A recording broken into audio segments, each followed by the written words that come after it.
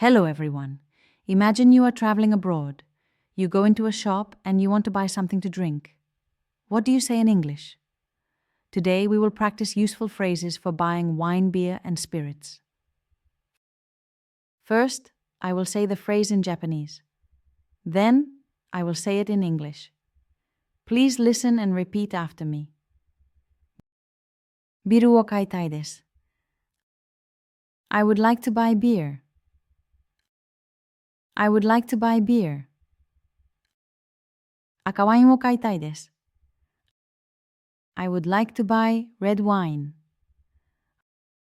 I would like to buy red wine. 白ワインを買いたいです。I would like to buy white wine. I would like to buy white wine. Very good.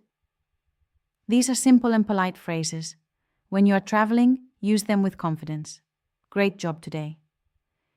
If you enjoyed this lesson, please like this channel and subscribe to learn more useful English phrases for travel.